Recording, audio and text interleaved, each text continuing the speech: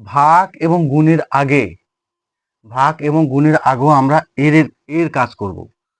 তাহলে কি বোঝা গেল? ভাগের আগেও এর কাজ করব। ভাগের আগে আমরা ভাগের কাজ করতে পারবো না আগে।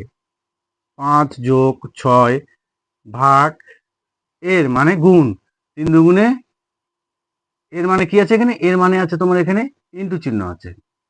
3 দুগুণে 6 বিয়োগ 5 গুণ 1।